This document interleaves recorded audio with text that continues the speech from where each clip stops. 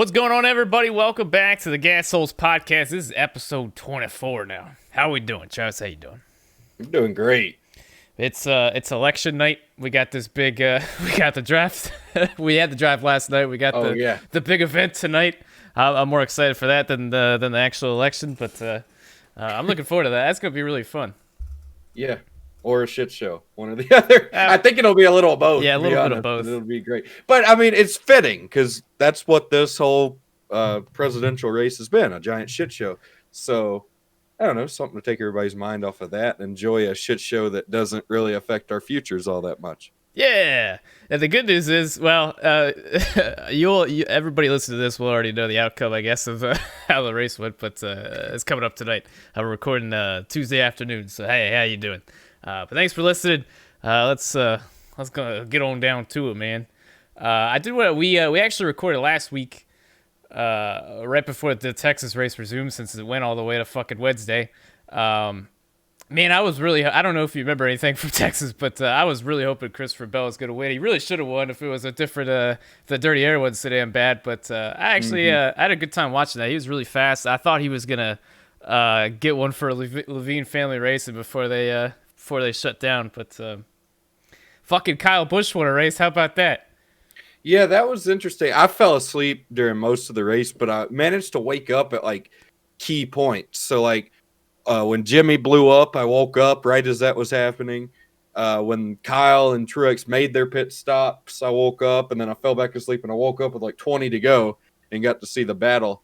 And I woke up at one point to see Christopher Bell. I knew he was kind of in the running somehow. Surprised the hell out of me. But yeah, I guess it was okay. It just further proved why the package sucked. I don't know. It wasn't anything spectacular, but yeah. It's good to see Christopher Bell run good though. That was I don't know, made me feel good about watching it. Yeah, I was happy. I wish he could have won because that was a home track for their team. Last race there. Oh man, it would have been cool to see him win. I still got a podium that's though. good. Yeah. Nice little finish for them. That was the only other thing I want to talk about. I thought it was really cool. Earlier in the race, they were showing Austin Dillon and his in-car. And some of the stuff that he was doing with the arrow, like they've got that little vent on the side window that he was opening and closing on the straightaways. Since Texas is so different, they're changing the arrow in the car. I thought that was really fucking cool. I don't know if you saw that. Yeah, so like, that's basically what it was. He just he'd reach over and change that vent so he'd have more downforce for 1 and 2. I would assume, and then or maybe the other way around, seal it off for 3 and 4, and then back the other way for 1 and 2. That's probably what it was. It makes you wonder what some of the other teams are doing. I'm a sucker for all those like little kinds of things. It reminded me of that one year Daytona 500 qualifying. They showed Brad Keselowski when he put his hand out next to the window net, like kind of stuff like that, just to get that extra edge. I don't know. I really love that kind of stuff with NASCAR, and just all the little things that teams try to find and try. Just to you remember Chase Elliott that one year, that little bit of tape they put on the spoiler at Chicagoland, and it was just a little piece of tape, but they ended up giving him so much downforce. He was really fast that day, but they ended up penalizing him for the team. I don't know if you remember that. Do you remember that? No, I don't. It wasn't too terribly long ago, but yeah, I think it was Chicagoland. They under one of the last pit stops, they put some. And I wasn't that, but during one of the stops, they put some like tape or something that just like was on the spoiler or something like that, and it added downforce. I remember that. Yeah, well, stuff like that, man. I don't know. I thought it was pretty cool. But yeah, they're showing that Austin Dillon on board. I thought that was pretty neat. But anyways, that was Texas. There's probably going to be a rule now. Yeah, probably. That was what I was wondering watching Austin Dillon. I was like, well, what the hell? Are these other guys doing this, or is this an RCR exclusive? And then I tweeted at StarCon, I was like, write this down. But anyways. We got a shitload of stuff to talk about Martinsville. I don't know about you, but that was probably one of the greatest like Martinsville race weekends of all time. It really sucks that we weren't there, but man, like all 3 races were all pretty fucking good. Yeah, it was pretty good. Xfinity wasn't as chaotic as I thought it would be. It was still a great race, but I thought that those guys would really be bodying each other, and I'm surprised we didn't see a fight. I was really surprised there, at least a fight that we know of, because apparently it's come out now that after Texas, Sauter and Friesen got into it. Yeah. Apparently, Friesen whipped Sauter's ass. So, it's about damn time. So, as far as we know, nobody got their ass whooped at Martinsville. I thought Ben Rhodes was going to. But Christian Eckes did a hell of a job accomplishing his goal without having to get penalized. He just kind of booted him out of the way and took his chance to win right there at the end. And Grant Enfinger, he's my favorite trucker. And my God, did he fucking – that truck should not have won. That was a case of somebody taking a truck that should not have won and just refusing to lose with it. And that's what he did. I saw some people were mad at him on Twitter, but I don't know why. That was all awesome. He didn't wreck anybody. Well, I guess he kind of contributed to that one dude spinning. Who was it? Lassard or whatever. I felt bad so fast. He was in the middle of a lot of shit, just minding his own business, and he was running great. He was running awesome. And I mean, that I wouldn't really put that on Enfinger. He just kind of the way the cookie crumbled. Yeah. But man, I was so happy for Enfinger. I thought he drove a hell of a race. Yeah, I was cheering him on, dude. I couldn't believe, like, even he lost the lead at some point, and then there was another caution he got. I couldn't believe it. I thought he lost it, after he lost the lead, but he kept on fighting. He's fucking won that thing. I couldn't believe it, man. He was using everybody up. It was fun to watch. I had somebody in my Twitter mentions was like, I was like, dude, that was drive of the year. I tweeted out for Grant Enfinger. That was so much fun to watch. And somebody was like, they were comparing it to how Grant Enfinger does it, and he's a hero, but Ben Rhodes does it, and he's I don't know what he called him, but and I was like, yeah, right rearing somebody at 180 is the same thing as rubbing somebody at 70. Well, that was the thing. I replied with a screenshot of Ben Rhodes turning across the track and right rearing him, and I was like, some might say they were different, but I enjoyed it either way. I enjoyed the race tonight.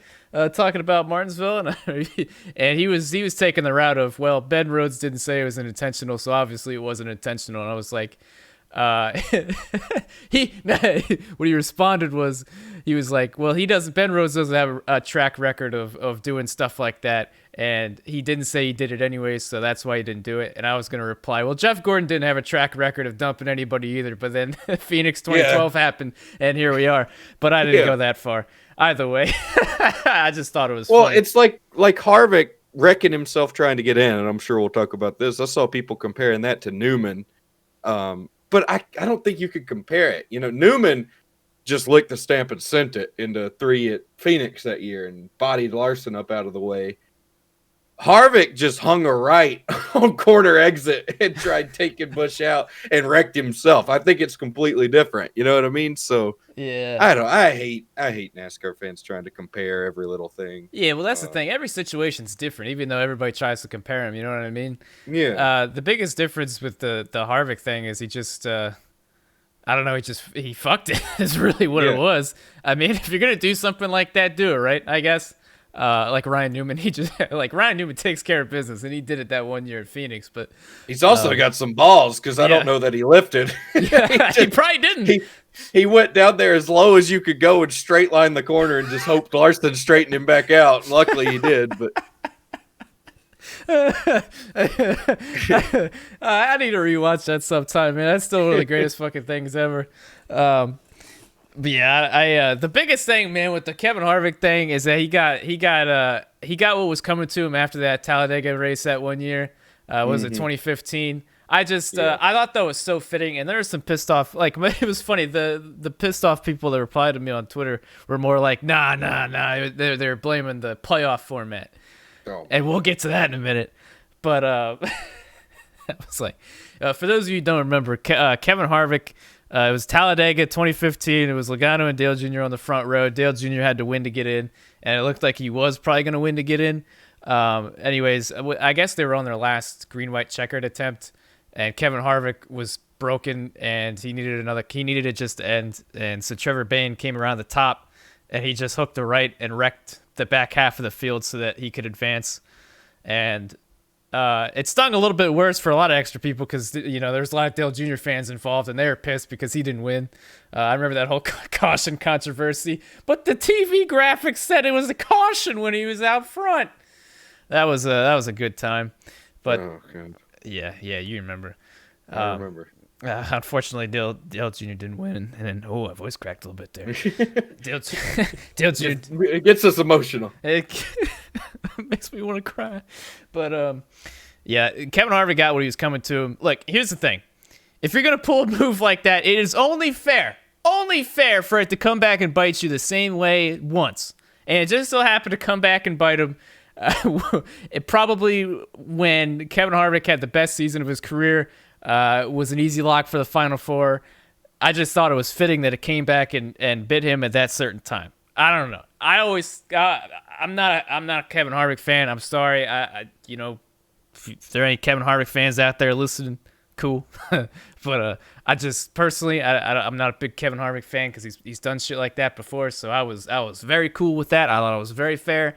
I know there's a lot of emotional Kevin Harvick fans out there as it is. So take it easy. But well, the 2015, we were emotional then too, because it hurts more now knowing that had Junior won that race and transferred, and then he won Phoenix, he would have been in the Final Four, and who knows what would have happened. You know what I mean? 2015 could have been his year, and Harvick took that away from us. But I don't feel bad for Harvick at all. I mean, everybody goes into the season knowing the format, and let's talk about that for a minute. Can we talk? All right, I guess you're how do you feel about the playoff format as it stands right now? From a show aspect, I love it. I get that, like, from a purist point of view, maybe it's not the greatest, and maybe they could look at potentially doing something more for the regular season champ, propelling them through or something to the Final Four somehow. I don't know. But, I mean, at the end of the day, everybody knows it doesn't matter what the format is. Everybody knows it going in. And to be the champion of this format, you can't shit the bed 3 weeks in a row in the last round. You know what I mean? Yeah. And that's what they did. They ran all right at, I guess they finished second. But Texas, Harvick stepped on his own dick and put it in the wall, and then they ran like shit. And then Martinsville, they ran like shit. And then the Kenseth thing happened, and that made it worse. But they were running like shit before anyways. So I don't know why people can be like, oh, he won 9 races, he should be in the Final Four, when this whole format is based off of pretty much 3 race segments, and they didn't put together one of those. And you could argue there were times earlier on in the playoffs that they didn't put shit together. It's just the playoff points carried them through because the buffer was a lot bigger with more cars. Yeah. So I don't really feel bad for them. I don't know what to say. Well, here's the thing. People just want to bitch, I think. And yeah. Well, I get it. But you mentioned the regular season thing. I guess Kevin Harvick was the regular season champion. I honestly really don't remember, but I would assume he probably was. That gives him, 15 bonus points? That's a hefty amount. Yeah. And he took that with all the fucking playoff points he had for winning races and winning stages. So honestly, if we really want to look at it, Kevin Harvick should be mad at the aero package because he couldn't pass Joey Logano. If he just would have won Kansas, he would have been all right. But he couldn't pass him. He finished second. And then he shit the bed at Texas and shit the bed at Martinsville. I was like, Kevin Harvick, I think he won Martinsville once, but I always thought Kevin Harvick really wasn't the best at Martinsville. He really wasn't really all that fast this most recent Martinsville race, but he was hanging around. But even still, man, just mediocre runs don't cut it when you get down that late in the season. And especially when you burn through all those playoff points. Here's my thing. I'm the same boat. Look, this is the format we've got now. Is it the right one? No. My biggest argument here, I think it is. I think it's perfect. It's exciting. That's the thing. I don't know if there's ever a perfect format. That's my thing. See, made me lose my train of thought. I had a point and I was going to it, and I just woof right away. No, when I was after the race, everybody shit on the format because Kevin Harvick didn't make it. I was like, man, this is what NASCAR gets. You know why NASCAR gets this is because this is what happens when you change the format like 5 times in 20 years. This is what you get. You change it around, you change it around, you change it around, you change it around. No wonder everybody's upset about it. You just constantly change it around. Try to get the best points format you get, but I'm like, I look at other stuff.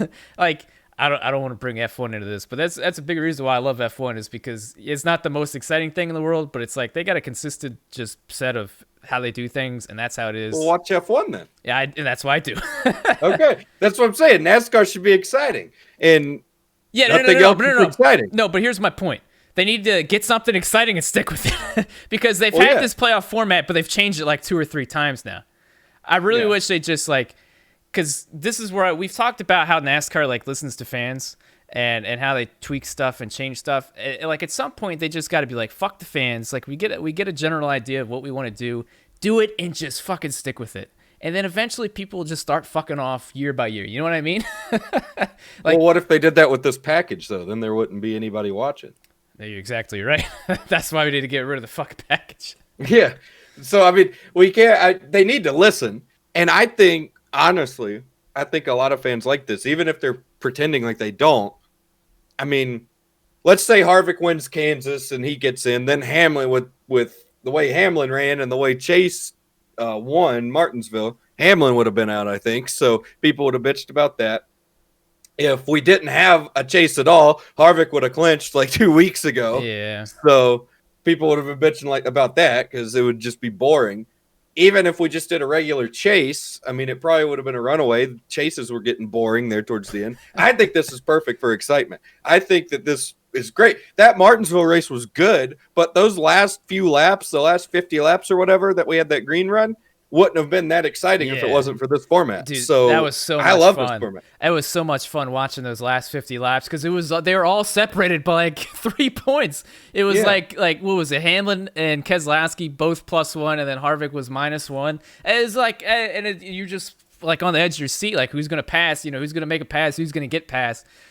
But that's the thing, man. It's like every year it's a just different scenario. So it's like obviously some points formats fit better than the other. That's why I just wish they like commit to one. If they want to commit to this one, sure, great, do it, I guess. My only problem with this format is I guess the just the one race, I guess, the final 4. The only fair way to do that at that point, I think, is just change it up every year track wise. But I honestly I really liked just the OG like 10 race cutoff, you know what I mean? Just the 10 race chase. The problem with the 10 race chase though is that it was all 1.5 miles, and that's why Jimmy Johnson won every fucking year. I wish, honestly, if you handed me the keys to NASCAR, I'd probably take that and just run with it, but just with a better schedule. You know what I mean? Just get a very diverse schedule of 10. I know it's not the most exciting thing, but it's like it could be. You know, you had that year with Stewart and Edwards. I just feel like it fixes some of the problems without taking some of it away, but then you run the risk of somebody pulling the fuck away. But that's why I fucking hate it, man. Like, I don't know. They should just fucking take something. If it's, you know, this excitement format, if that's what you're going for, fucking then do it. You know what I mean? I'm cool with it. Like, at the end of the day, I don't really fucking care. It seems like everybody else really cares. A lot of people care about Kevin Harvick these days. Which that's my favorite, man. It's like everybody will shit on Kevin Harvick week after week. Kevin Harvick wins, everybody groans on Twitter. But the day he misses the Final 4, oh, now we give a shit. Now we give a shit. I don't know.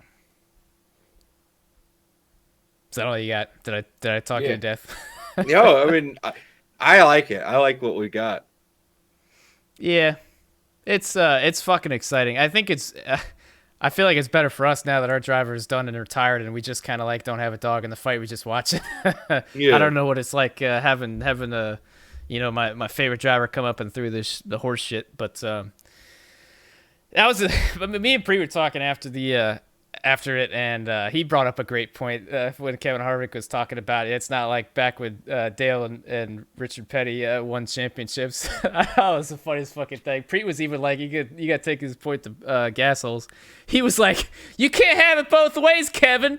This is the only format that you've been worth the shit with. You won it the first year it came, and you've been in the Final 4 just about every single year. So, like, what the fuck? Exactly.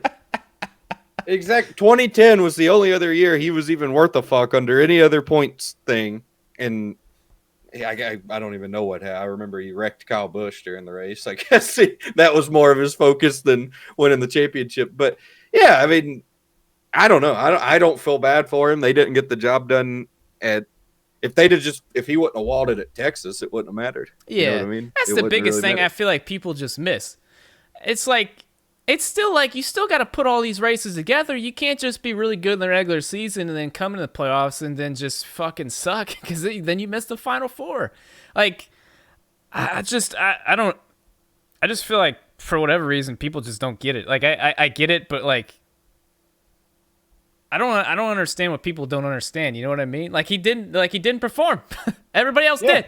And next week people are going to be mad because most likely, I hate to say it, but most likely Keselowski's going to win the championship. Him or Elliott are honestly the two favorites because they've been the best on that style, that package of track this year. Because they'll be running a short track package. Yeah. And same tire as Richmond where Keselowski won.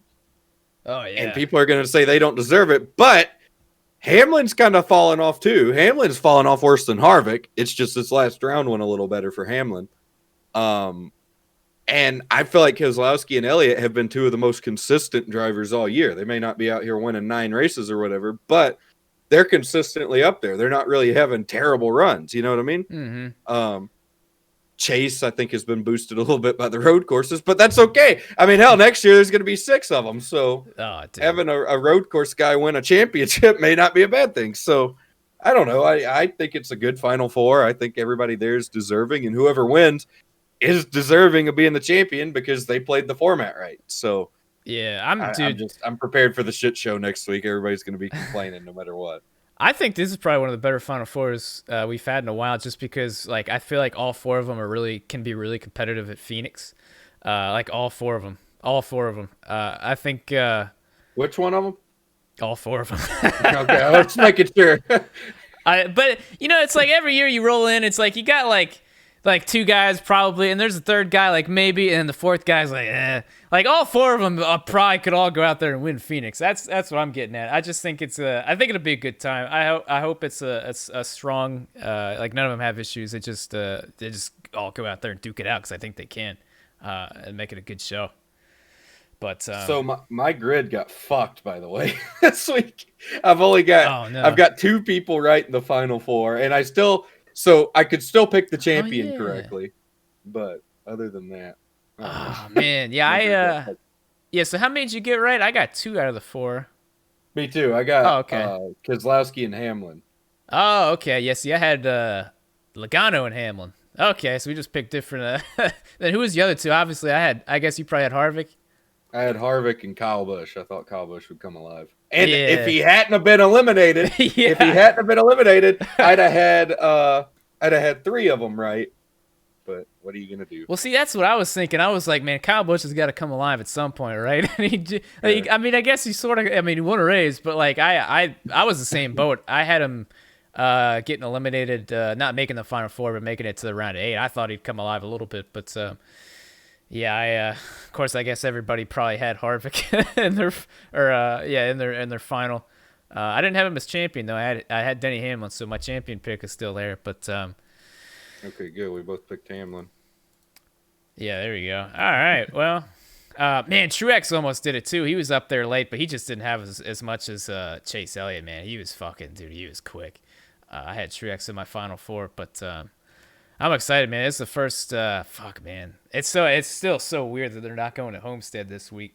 But I'm super excited for Phoenix, man. Could you imagine a late race like green, white, checkered, man? Everybody fanning out on the fucking the dog leg. Man. Jesus Christ, man.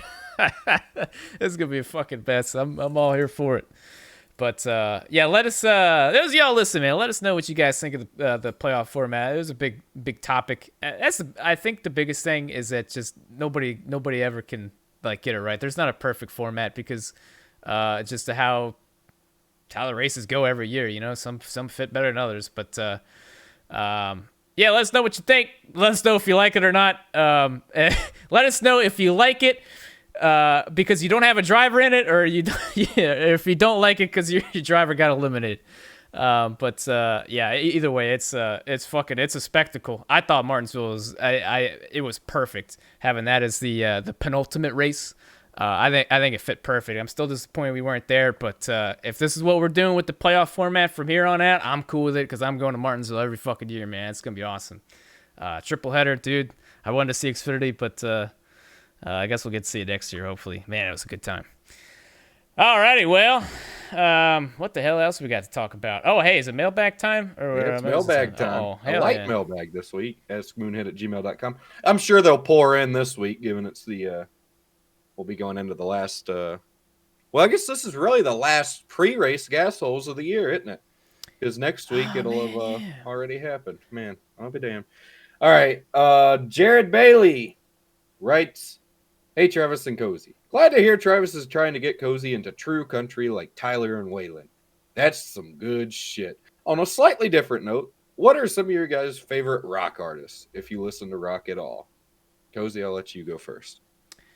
Not really anything specific. I listen to such a mix of everything. Really, I don't know. I'm not really picky. I don't know. What about you? So I'm kind of all over the place as well. But lately I've been listening to Stained. Um, I was listening to Buck Cherry the other day. Um, I used to, and I don't say used to as in I don't like them anymore. It's just I don't listen to them anymore. But I used to be a big Metallica guy. I like Oh yeah, Metallica, and I still do from time to time. Same with like Guns N' Roses, and then even Nirvana and Foo Fighters, Alice in Chains. So I have a wide variety. I couldn't really name like my favorite rock artist, and luckily you said some in your question, so I don't have to. Thank you, Jared, for your question. Waz9898 writes, who would win in a fight, grilled bacon and cheese or a taco? Prison rules. Love the show. Sincerely, a Canuck. grilled By the bacon way, and give cheese. Culture Wall a listen. Sleeping on the Blacktop is personal fave, and I don't like country. He's a newer Canadian country artist, but I guarantee, and that is a good spelling, a guarantee, you will love it. I like Culture Wall, and that is a banger. I like that song. A prison rules now. A taco could potentially, is it a hard shell taco or a soft taco? Yeah, if it's Because in prison rules, the hard one could break off that shell and start stabbing the cheese and oh, bacon. that's a good point. That's a good point. I was going right for the kill shot on the on the hard taco. It's just one good shot, crack him up pretty good, and knock all his contents out. Oh, see, yeah, that's a good thing too. But if he is able to use one of those pieces and still has an arm right there, he could stab the fuck out of a grilled bacon and cheese. Yeah, he could. Oh yeah, he could. He go fucking rapid fire, poke, poke, poke, poke. Yeah.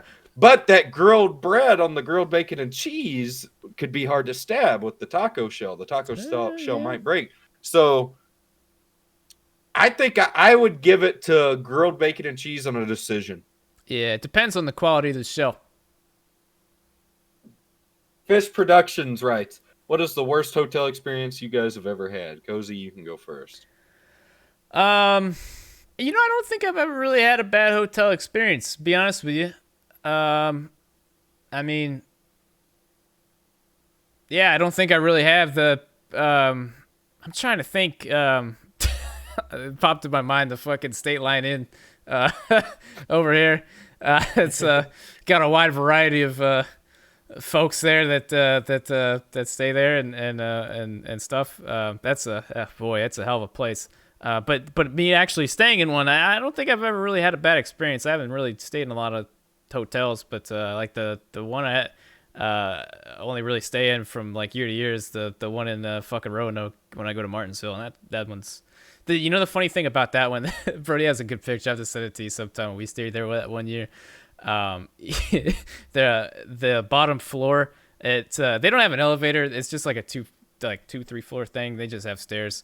But like if you go down to the bottom floor, it's funny. They have like a sign that like points you to the stairs, but the sign that points you to the stairs is literally like right next to the stairs. So he has a picture of the sign pointing to the stairs and the stairs in the same picture. It's funny, but yeah, I don't really have any bad ones. Um, yeah, for me, I'm kind of the same way. I'm not extremely. I've stayed in 5-star hotels and I've stayed in some pretty shady ones, and I've never really had a terrible experience. The Dutch Inn in Martinsville, it's right outside Martinsville. It used to be really really nice back in the day. Like my grandfather and um, my great uncle and Alan Kowicki actually got into it at a bar in there. Oh, cool. Yeah. um, I need to get that whole story down so I could tell it sometime. But Yeah, that'd be great. That'd be a good out season story. It's not really it's I wouldn't say it's bad, but they have like this secondary hotel that's off, like not connected to the main building. And we got put out there one time when we were staying in town for a race, and there were a lot of drunk people. And this woman pulled out a pulled out her sweater monkeys to Oh. show them off to somebody right in front of the hotel, and they about hit the floor. It was a it was quite the sight. Uh, and my little brother saw it, and he like his eyes were as big as saucers, and he turned around like, oh, and yeah, that was a that I was remember you something. telling me that story. That's been a while ago, Yeah, isn't it? yeah, it's been years ago. I want to say that was 2016, maybe. I think it was 2016. I think it was the first year you came to Martinsville. Yeah, that was Um, 2016 then, yeah. that was quite the sight. MLG Pro Swag 69 writes, since we just had the last of these races for 2020, here's a list of every intermediate oval in the U.S. that isn't slated to be turned into a short track for 2022 that NASCAR would run the 550 horsepower package at. How many weekends in a traditional 36 race NASCAR Cup season should they have, assuming the package stays? I don't know what the fuck that means. But he put Atlanta, Charlotte, Chicagoland, Homestead, Miami, Indianapolis, Kansas, Kentucky, Las Vegas, Michigan, Pocono, and Texas. I think are those the races that could be running that package? Well, Indianapolis won't happen because it's on the road course, so you can I cross that know. one off. Yeah. I don't know about the other ones. Thank you for your list. Yeah. What was the question? The ones that they should run, I don't know. He says, since we just had the last of these races for 2020, here's a list of every intermediate oval in the U.S. that isn't slated to be turned into a short track for 2022 that NASCAR would run the 550 horsepower package at. How many weekends in a traditional 36 race NASCAR Cup season should they have, assuming the package stays? This is one of those Common Core math questions. I don't understand. I don't like fucking math. Am I moving at a constant rate of 55 miles an hour as I'm driving to tell you the answer? And what time will I arrive? Is that going to be in there? Not not too many, but a couple here and there. Yeah. Spread them out.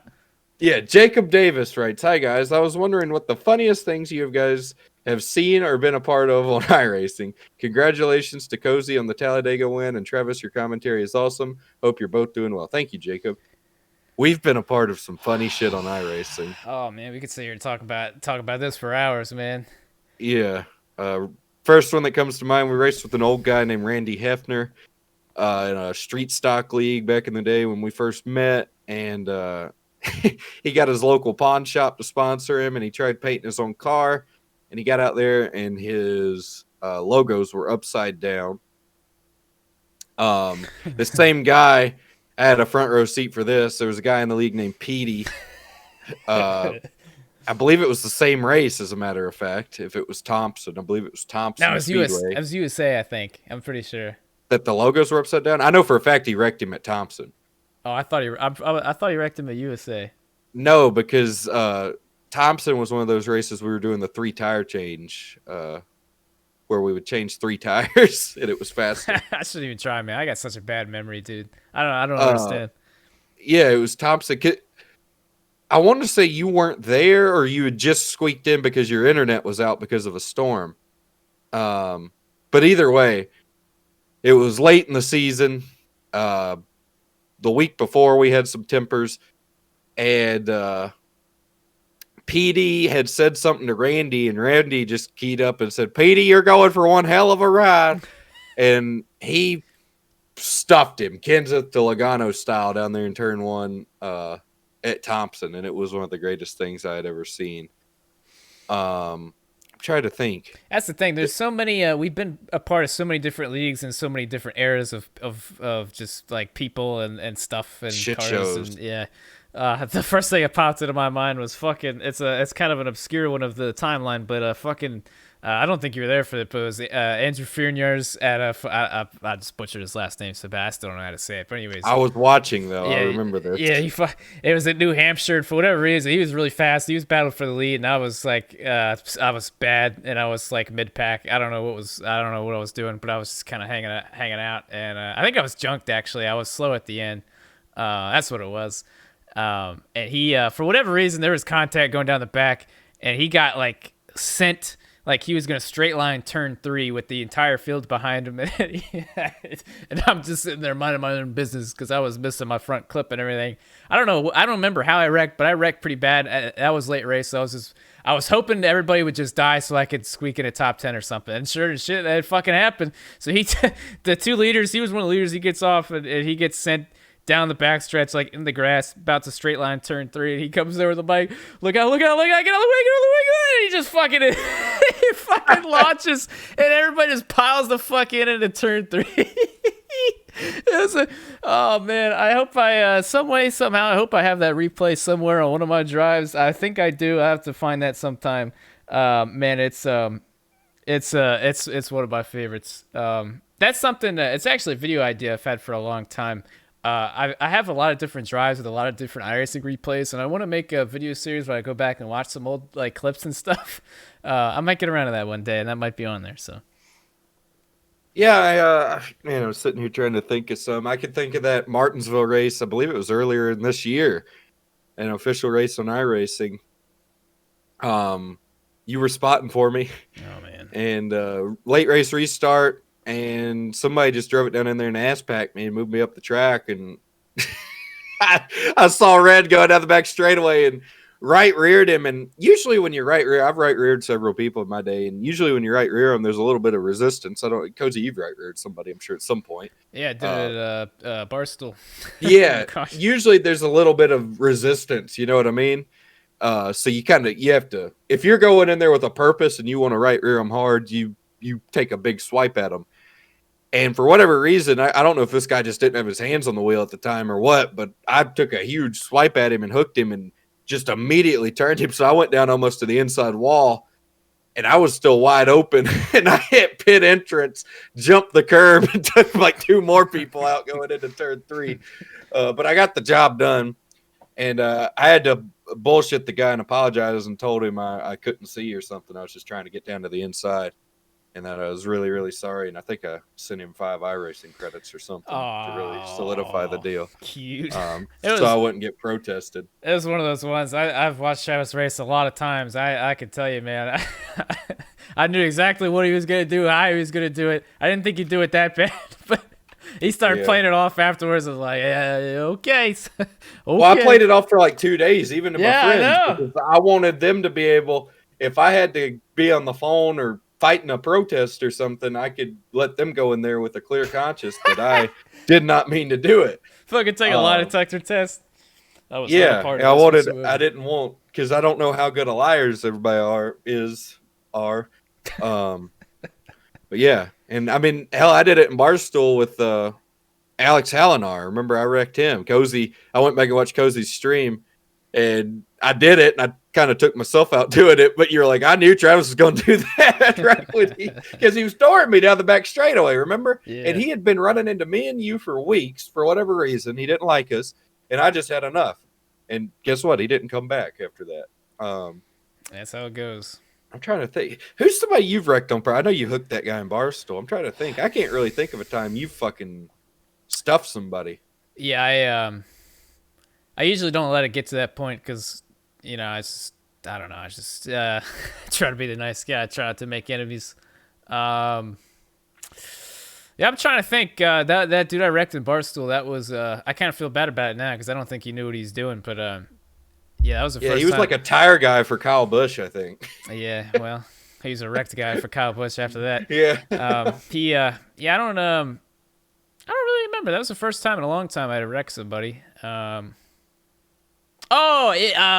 think the one before that, I wrecked. I full throttled Jay Wright under caution in a rod car once.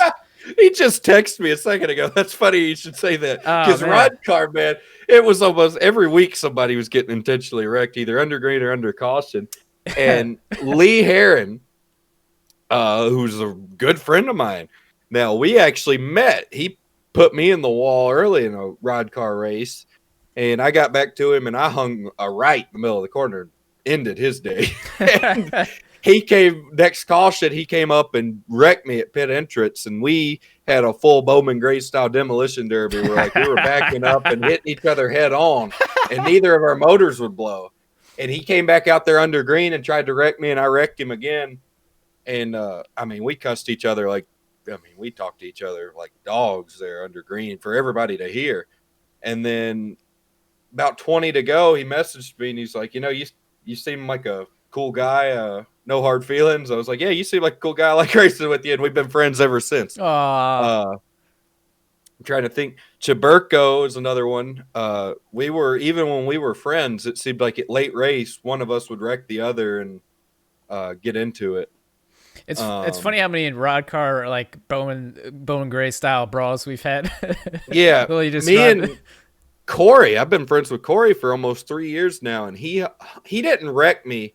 He got me wrecked on the last lap. He made it stupid. He didn't push me down the back straightaway. He could have pushed me clear, and then through 3 and 4, and then me and him could have fought for the win. Instead, he put me 3 and caused a big wreck. And I cussed him like a dog after the race.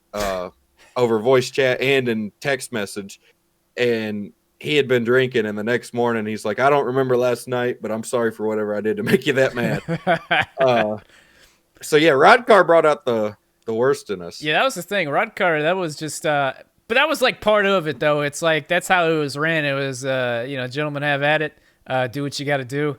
That was the thing with Jay Riot, is that we were bullshitting back and forth for a couple weeks. It's usually how it goes, because I was gonna win a race and he just stopped pushing me coming to the line, and that pissed me off something serious. That was the biggest hoe move I ever seen. And there was like, I don't know, a week or two after that, he wrecked. We were in a wreck and I was fine, and then he was gonna be fine, but he let it slide into me, and I was pissed. And that's what got me. It was after that I just went up there and I just fucking full throttled him under caution, and that was it. And it was funny too, because I was waiting for him to get me back, and after that he was cool with me. I don't know if it was a sign of respect or what, but I was like, I saw it went, yeah. Yeah, I mean, after that it was like, yeah, we were good. I don't know. It's just you settle your shit, and you go on with it. It was kind of it's one of the few iRacing leagues that was out there at the time that was like, it was still crazy, but it was like, I don't know, it was a controlled chaos, I guess, until it kind of spins out of control eventually. But I don't know, it was like because it had so many drivers that were there over the years that everybody kind of had this code. Like we came in, we had to learn the code, and then everybody else kind of learns it. And we got taught quick. Yeah, we got our shit junked a couple of times. Yeah, up there. Yeah, you got to earn your respect. It was pretty cool, but yeah, it's it was good times, man. Hope it comes back one day, but yeah, we got, oh man, one of these days we'll go through all the rod car stories, man. That's the thing. We talk about how many leagues we've gone through all the years. That's probably got some of the most stories besides like ATCD one I could think of from rod car. This is probably the only one I've ever felt bad about, and I didn't feel bad about it until about 2 weeks later. Just because I think the guy was just stupid and didn't get it. But he came in, it was his first start, and he arca braked one wreck, and everybody made fun of him for it. We had another big wreck. He arca braked. I mean, just did not lift for the wreck. Drove through me and about 4 other people, and I caught back up to him under caution and spun him. Didn't wreck him, just spun him under caution. And he said something about how how you guys aren't going to make me not race here. And sure enough, he wasn't back next week. But he went back out there and arca braked the 3rd wreck in a row, and he made Corey so mad. Corey right reared him under caution and junked, like blew his motor, and that was the end of I forget this guy's name. Ended his night, and he wasn't back. But later, I don't know, something about it. I just felt bad the way I handled it because he was a new guy, and he just did not get it. He was just stupid. It wasn't carelessness. He was just stupid. So I kind of felt bad. There was a high percentage of that in the rod car. Yeah. I always felt bad for people. Like, I always try to be the guy who, if somebody genuinely just fucks up and they apologize, like, I'll be mad, but if they apologize, I'm not going to fucking be an asshole about it. Most I'll do is just not respond. But at the same time, I'm not going to let somebody just run over me and be like, oh, sorry. You know what I mean? Yeah. You can tell, though, when somebody's genuinely upset. And I've always hated those people who, when somebody's genuinely apologizing, they're still an Yeah, asshole to that's them. the I hate problem that. with iRacing. I'm not that guy. I'll fucking junk somebody's shit really quick and not have any remorse about it. But if you just apologize to me and show that you care, we're cool. I don't take it that serious. That's one of the biggest problems with iRacing, man. There's too many fucking egos out there, man. It's like then you do something, you just slip over the line, which is easy to do, and you try apologizing to some people, and they act like they're better than everybody else, and fuck you, fuck those guys. They deserve to be fucking wrecked. Yeah, for sure. All right, we kind of went on down a rabbit hole there. That was good. We're gonna have to devote, I guess, through the off season. We'll try to compile some great sim racing stories. Maybe dedicate like a whole episode or something to it. I feel like that'd be pretty fun. Yeah, that'd be good. Our history. We kind of talked about doing that before. Connor Braun writes what the hell? All right. He writes, I know people are upset with the format, but I think the problem is that NASCAR changed the postseason format every 3 years since 2004, 2017. So it takes away the legitimacy of the champion. So if we stick with this format for at least 10 years, like the NFL or NBA, people will stop bitching. Thoughts? Cozy said it, and I mean, I agree at the end of the day. I like this format, and I think they should stop changing it, but I don't want them to change it to something boring and keep that for 10 years. No, I'm with you there. I mean, I'm cool with this format, but I just, they need to keep it going, because that's fucking how it goes, man. You got all those. Well, Jeff Gordon would have been a 7-time champ if it was this format, or Jimmy Johnson would have only been a 4. It's like, we wouldn't. My aunt had nuts, she'd be my uncle. Exactly. We wouldn't have all this horse shit if NASCAR just calm down. It's like, I've been saying that for a long fucking time, man. It's like, I get it, and it's really great that they try to get the fans. They want the best for their fans, and they try to change it as best. But unfortunately, NASCAR fans don't know what's best for them, and ourselves included sometimes. But so at that point, they just gotta they gotta do their best and get what they think is the best for their sport, and then just let it rest for a while, man. Let it rest. Let everybody get adjusted to it, and then see how it goes. That's the biggest thing for me. I agree. Ethan Murky writes, hi, Travis and Cozy. How we doing? What are your favorite drivers to watch / race against in Mooncar, and who are your least favorites? I'll let you go first since you race. In Mooncar? Yeah. Who's my favorite and least favorite to race with? Yeah. It could be multiple, too, because he put drivers. I mean, I like racing with the people I know. Preet. Ben Easterday. I try to race with Rusty, but he always panics out of it. I need him to grow a pair. I try to hype him up and get him going. And he did damn good last night. Yeah, yeah, he did get a good finish. I was proud of him. I like racing. Him and Davey. Remember, him and Davey started tandeming on the apron down into turn 3, and both had amazing saves. It was awesome. I didn't even see that. I missed that part. Great. I like racing with Gary when he doesn't wreck me. I like racing with Schleiss, and all the friends. As for the people I don't like racing with, I just don't like when people fucking full throttle me when I'm trying to stop for a wreck. I'm not gonna call anybody out, but there's a lot of fucking knuckleheads that show up. I don't know. I just fucking hold your lines. That's another thing I hate when I'm coming up to the field and people try to get choppy and shit, and they're fucking all over the place and shit. And I don't know. Mo Perry's a goofball. There's one. Yeah, but Mo's great though. Mo's been grandfathered in. He's a Mooncar vet at this point. Yeah. So. He just always slides up and fucking left rears me in the middle of a corner. If I had a nickel every time he did that to me, I'd have fucking 10 nickels probably. Yeah, for me, I'd echo the ones that Cozy listed for his favorites. Those are really fun guys to watch. I'd probably throw in Justin Champagne. He's come along lately, and he's really fun to watch. Makes some big moves. Man, I'm kind of stumped. Jack Lauer causes a lot of wrecks, but he's pretty fun to watch. He'll make things interesting. He'd be on my negative list, I think. Yeah. But at the end of the day, I don't really have least favorites to watch. There's a few that kind of push it sometimes, and there's some talking tos that need to be given that'll probably be given here soon. But for the most part, everybody out there does a good job of making it exciting. I like when we see new guys up there at the front, like we saw last night. We saw some new guys, and they were just going for it. throwing blocks, running each other over, and it's not necessarily great race craft, but it's great racing to watch. You know what I mean? And watch these guys really put it all on the line. So I don't really have a least favorite, but I'd probably echo Cozy's favorites and definitely add Champagne to that. And Davey, and then Davey's brother Chris, he's caused some wrecks recently, but he's really been getting fast and getting closer to the front. So yeah, I hope that answers your question. Really, just whoever's up front making moves. That was Berkey's question, wasn't it? Yeah. Okay, I like racing around him just because he's got the Windcraft car. Nice choice. Well, Murky was actually one of the guys last night who was up there, who's not usually up there. There was a wreck that didn't bring out a caution, and it kind of split the pack in two. And Murky just got a run from hell and did not lift and took it all the way from 11th to the lead in like 2 laps. And it was where did really he finish? Second or something stuff. Like that? I saw he was running P2. He got wrecked. Tyler Dugan put him 4 wide, almost in the grass going into turn 3. And needless to say, he did not make 3 and 4. Well, he made it with the help of the 3 outside of him. And, I think Murky ended up upside down in that. But then there was about a 25 car pile up behind him when everybody saw that happen. They started checking up. But yeah, Murky's been doing pretty good lately too. He's fun to watch. All right, last question.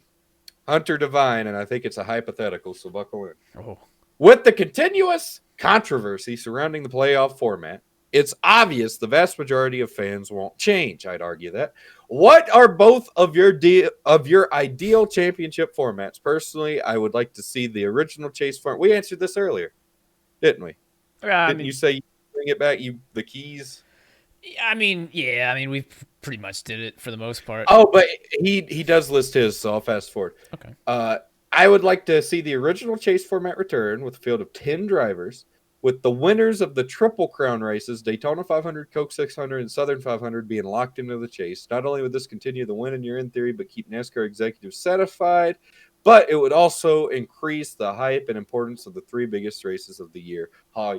That's a cool idea, but I don't know if making those 3 races more important than other ones would really be good. I don't think other tracks would like that, because if people are trying to make a choice, the Southern 500 right now, if you're making the choice between going to the Southern 500 or Bristol, even though the Southern 500 is more of a crown jewel, most people are probably going to go to Bristol. I'm sure the people at Bristol Motor Speedway wouldn't like the Southern 500 all the sudden being more important. You know what I mean?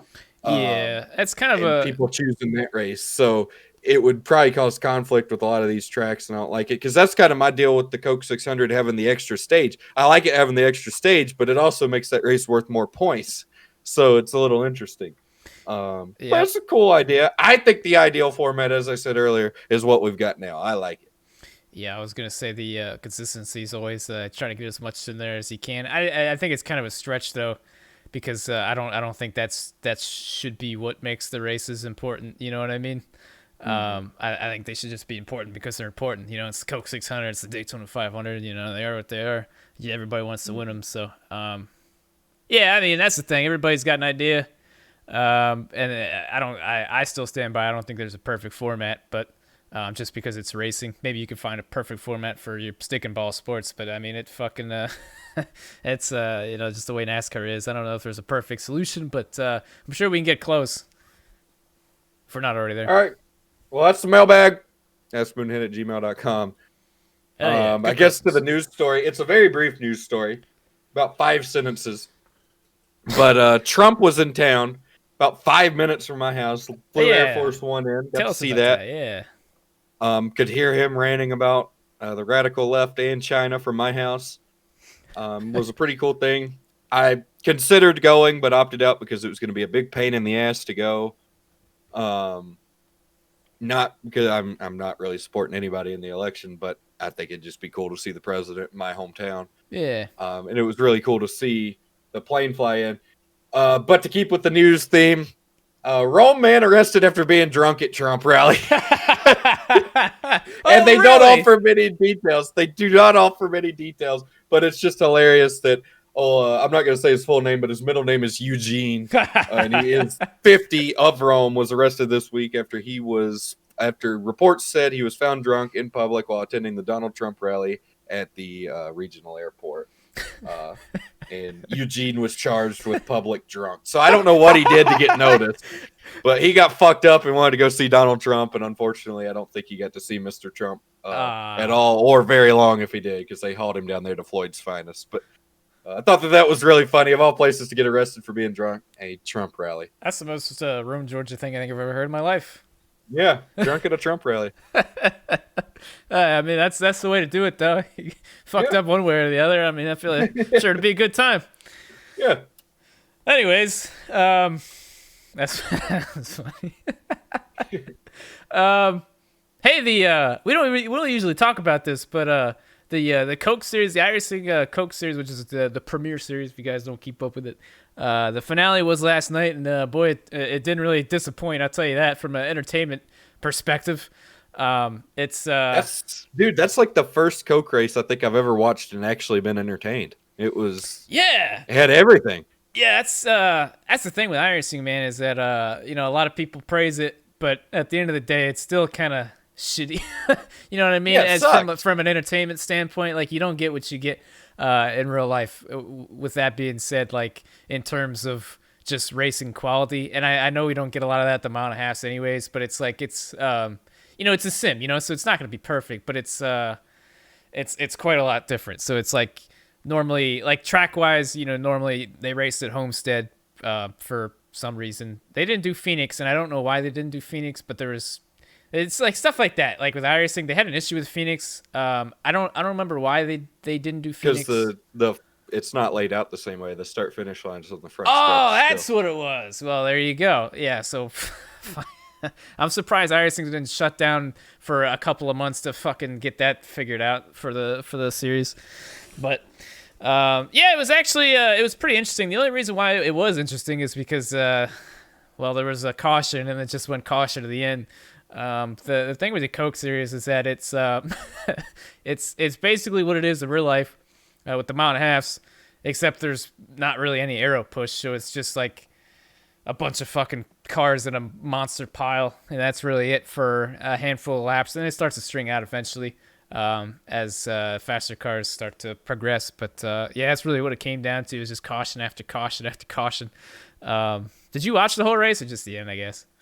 About the second half. I was busy with some stuff, and I got on there, and I saw a lot of the second half of that long green run, and then the cautions, and then the other run, and then the other cautions.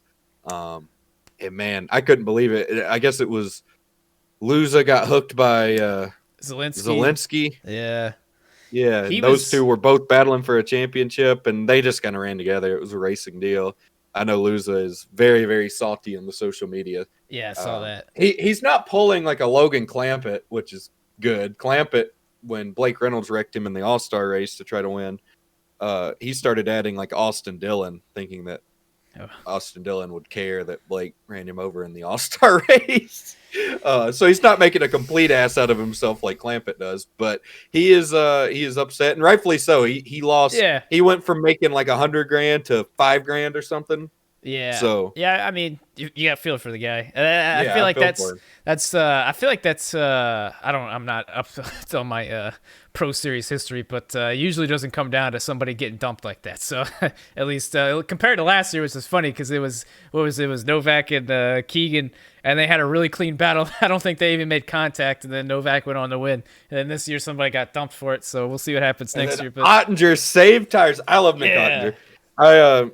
I used to hang in a team speak with Nick Ottinger back in the day, and he's just a cool dude, very humble guy. He saved a set of tires. And him and Conti. They were both both two were split. Zelensky and Luza took their last set with like 20 or something to go, which is here's the other part of the equation, is that iRacing had tire limits, and I fucking hate tire limits. I realize there's a tire limit in real life, but it's never what it is in iRacing. Like they give you like 3 sets to go 150 laps, and then you have cautions here and there. And in real life, if you're in the Cup Series, well, you're gonna have like fucking 9 sets of tires or some shit. So it's like as long as you don't buy them off other teams, yeah, then you can buy them off other teams and shit. So it's like so it's not quite the same, but. So it's like that ended up setting up that entire thing. You lose like probably, if I had to guess, a second in 5 laps of just running around Homestead. So all you need is just a couple of green flag laps, and then you can put tires on again, just be way faster than everybody else. So yeah, those two went on the one strat, and then Conti and Ottinger went on the got lucky, really lucky with the caution there at the end. And came up through the field. Conti was on the high side. I was rooting for him. I always he was one of the few guys. He was like one of the first guys I ever reached out to on iRacing just to understand what the fuck was going on. I didn't understand how the Pro Series worked. I didn't really understand how anything worked. I remember it was probably 2012, 2013. I remember sending him a message on iRacing. Just I didn't know what the fuck was going on. I was like, hey yo, bro, I know you know what you're doing. I think he was probably a pro at that time, or really good. I was like, hey, and he was super nice about it too. He answered all my questions, and he was really great. He's a good dude. I was rooting for him, but yeah, it was interesting because he was on the top and Ottinger was on the bottom, and they just had to go through the entire field. And of course, there's just cars fucking everywhere. They're wrecking left and right. I was watching Casey Kerwin's stream too. He was at a battle to get in the top 20. Because if you finish in the top 20 in the Pro Series points, you're automatically into the next year, and then the bottom 20 has to go back to the Pro Series to qualify again. So he's had a really bad season. I've been watching him the last handful of weeks now, just kind of seeing how it. I feel like it's a great perspective for if you've never watched one of the in-car streams. You really see how the pro races actually go and how everybody interacts and how everybody goes about things. It's really cool, and he's got a great spotter too. It's really fun to watch. But yeah, he's had a really unlucky season. And he made up for it, man. That last clip that blew up that he tweeted, he went from like 20th to 9th or something in the last restart. It was really fucking badass, and he made it. So he'll be on to the Pro Series. That was pretty cool for him. But yeah, it was actually pretty interesting. The Coke Series finale. It's a good job there, iRacing. However, it seemed like all the drivers were still shitting on it there at the end. Again, they were talking about the tire limits, which I agree. I think the tire limits are such horse shit. I don't think they're horse shit. They never give you enough. It's like when we did Sestra, they never gave us enough. Same with fucking FTF, never quite enough. So that's the biggest thing with tire limits, man. You got to it takes the racing away. You just have to, with how bad the tire model is and the fucking dynamic tracks and all the other shit they fucked up in the last year or so. All of it's fucking broke. Then you throw tire limits on, it ruins the whole fucking thing, and it just turns it into a lottery basically. If you get lucky with a caution and you saved a set, congratulations. If it goes green and you still have that set on pit road, well, you're fucked. So, yeah, fucking iRacing, man. But hey, it was a pretty good finale. Hopefully they get to work now and start figuring out how to fix the tire model and the dynamic tracks and all that horse shit. It's a hell of a mess. I was reading iRacing now put out their and I did want to mention it. They put out their Black Friday sales, and I always usually talk it up, especially when I'm streaming. People always ask me, they want to get in iRacing or whatever, and I always say now is the time to get into it because they do their Black Friday sale, which is now live. The thing I didn't realize though is that they backed it up a couple years ago. It used to be a 50% off Black Friday sale. Now it's like 25%. I was like, I was looking at the prices and I was like, it was like 1 year is like $110 or something like that, 100 something, and now it discounted to 80 something. I was like, huh, I thought it used to be a little less than that because usually I always hop on that deal. But I had in the last year or two because I forgot. But yeah, so you can still get some money off. It's not as much as it used to be because I was greedy, I guess. I wish they'd take that money and fucking put it towards fixing the racing at all the tracks it sucks at, which is the majority of them. Then they couldn't hire Dale Jr. Maybe Dale Jr. would get some shit rolling over there. I don't know. What is he even like? What is he even gonna do? I don't understand. Does Dale Jr. not have enough stuff to do already? Beats the hell out of me. You would think having an Xfinity team, being an NBC broadcaster, being involved in real estate, being involved, I believe, in some car dealerships. Yeah, he's fucking Dale Jr. He does it all. I was like, Dirty Mo Media, yeah. podcasting, potato chips, now iRacing, and I'm sure I'm forgetting something. You would think having 2 kids now, he would want to tone it back, but I guess, more power to the man. He's out there making the big bucks. So. I respect it. I respect the hustle. But I hope he does some good for iRacing. I'm sure he probably will. Only good comes with Dale.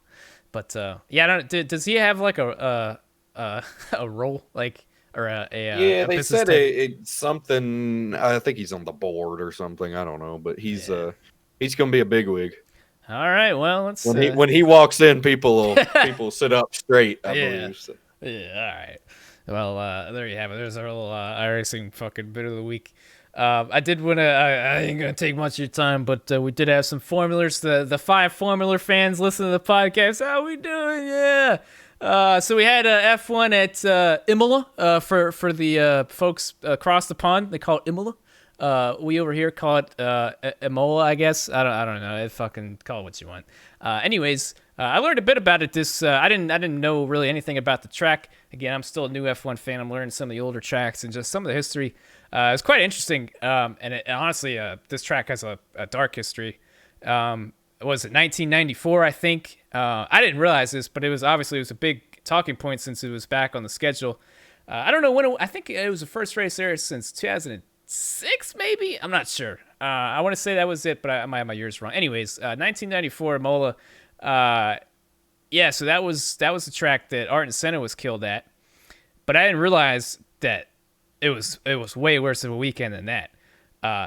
He died during the race, I believe. Somebody was killed during qualifying, so that was 2, and then there was another crash where fans got hurt, where shit flew in the fans. It was a bad fucking week, and I was catching up. I didn't know anything about that. Wild track, but it's got a lot of history. Some of it bad, obviously, but it was kind of an old school circuit, and it's a pretty cool track. I actually ran some laps on iRacing. The iRacing Grand Prix series was there. I was running some practice laps. Kind of wanted to run a race, but I guess nobody runs that series, or when they do, I'm not on. But anyways, so the race, it was. I fell asleep for most of it. I'm not gonna lie. I woke up and I didn't get enough sleep and I was so fucking tired. I wanted to stay up and then I was like 3 hours to go until the race and I was like, I'm not making it. So I fell asleep and set an alarm and I woke up. I was so fucking tired. Yeah. So Lewis Hamilton won. Whoop-de-doo. It was a Mercedes day. Really, perfect points. 1-2 finish with the Lewis Hamilton fastest lap. So Mercedes constructors champions on the year. 7th year in a row, broke Ferrari's record of 6 in a row. So there you go, Mercedes. Woo. Other than that, Max Verstappen crashed because his tire blew, and then George Russell crashed under caution. And I wanted to tell you this, Travis, because I thought you might find it funny. You remember when Roman Grosjean wrecked under caution, and they he said, I think Ericsson hit us.